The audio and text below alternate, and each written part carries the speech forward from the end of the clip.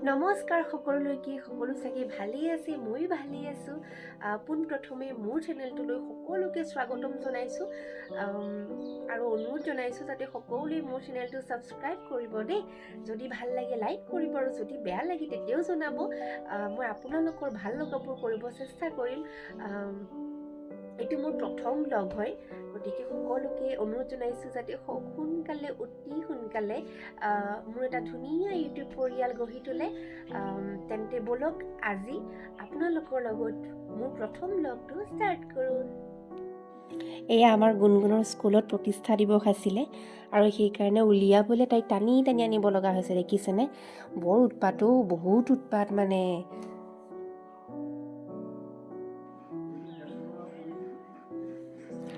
মোৰ পিছে ৰাতিপুৱাটো সদায় তাইক লৈ আৰম্ভ হয়, কিন্তু আজি অলপ বেছিয়ে যেনিবা ব্যস্ত। সেয়া দেখিছেনে, জোকাই আছে কেমেৰাটোলৈ চাই চাই। উপায় নাই মানে, কিমান খং কৰি যে উলিয়াব লগা হৈছে হিচাপ নাই। আৰু না হাতটোহে লৰাব না ভৰিটোহে লৰাব, হাত ভৰিটো স্থিৰতা নাইয়ে, তাইক চান্স লাগে মুঠতে দুষ্ট কৰিবলৈ। সেয়া দুজনী মানুহ ব্যৱহাৰ হৈছেই, কাৰণ এজনী মানুহে কেতিয়াও চম্ভালিব নোৱাৰে। ভাত খুৱাই আছে, হ'লেও নাখালেই। তাই সদায় এগৰা বা দুগৰা খাব, পিছৰকণ মই খাই দিওঁ আকৌ। বাকী থকাকণ মানে এৰি দিয়াকণ মই সদায় খাওঁ।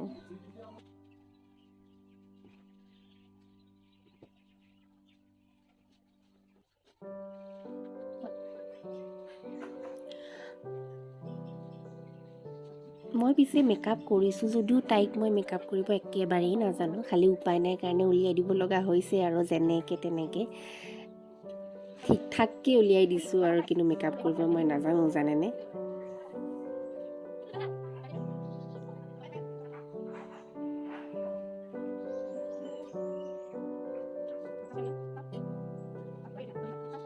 সেয়া উঠি যাব, এতিয়া চাব দেই, সেয়া গ'লেই।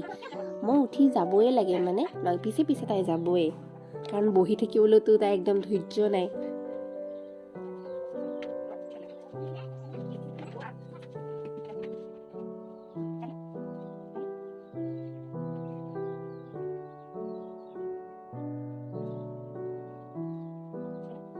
চাদৰৰ কুচ যি কোনে কোনে বেয়া পায় জনাবচোন। মই পিছে বহুত টান পাওঁ, নিমিলে।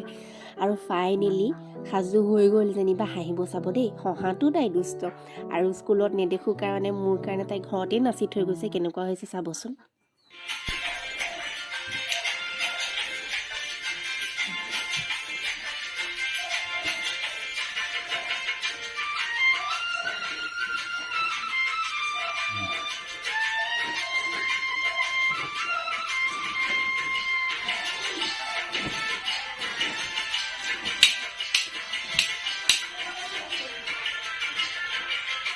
গানটো গোৱা।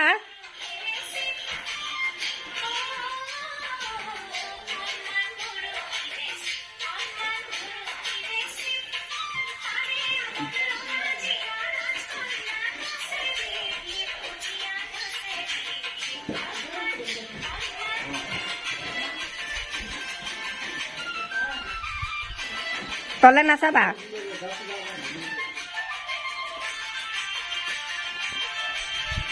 হালি জালি নাচা।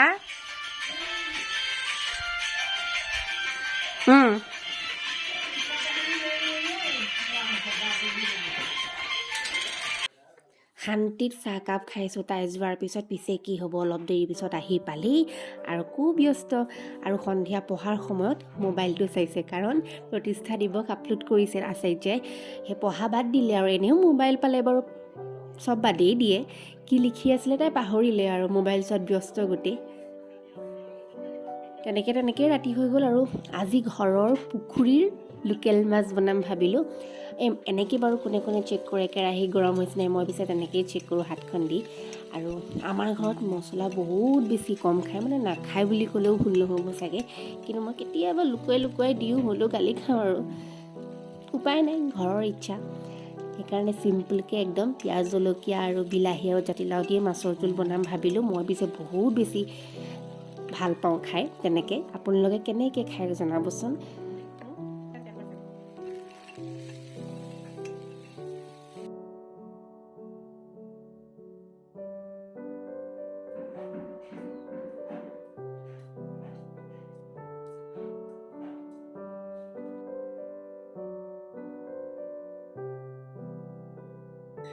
ৰাতি ভাত বনোৱা সময়কণ পাকঘৰত থাকি বৰ ভাল লাগে, কাৰণ আমাৰ ঘৰতো এজনী মানুহে কেতিয়াও নহ'ব, জইণ্ট ফেমিলি, দুজনী মানুহ দৰকাৰ হয়েই ভাগ ভাগকৈ বনাবলৈ, কাৰণ চবেই চব নাখায়। আৰু মই খুৰীৰ লগত কথা পাতি ইমানেই বেছি ভাল পাওঁ, এনেও পেকপেকাই থাকোঁ এনি টাইম, গতিকে কথা পাতি পাতি বনোৱাৰ আমেজেই বেলেগ।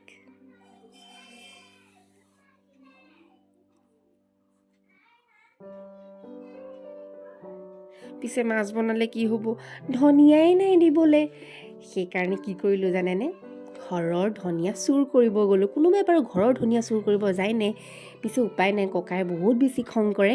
ঘৰৰ বাৰীৰ বস্তু আমাকে ছিঙিব নিদিয়ে, আমাকে আনিব নিদিয়ে, বাৰীত সোমাবই নিদিয়ে। গতিকে উপায় নাই আৰু চুৰ কৰিব লগা হৈছে নিজৰ ঘৰতে। খুৰী আৰু মোৰ বুদ্ধি পিছে এইবোৰ, মনে মনে একদম চুৰ কৰিব গ'লোঁ আৰু হৈও গ'ল।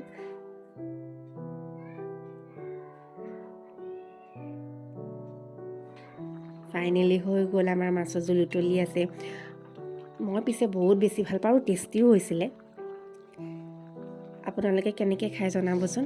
আজিলৈ পিছে এয়াই, ভাল পালে জনাব, চেনেলটো ছাবস্ক্ৰাইব কৰিব। আজিলৈ শুভৰাত্ৰি, বাই বাই।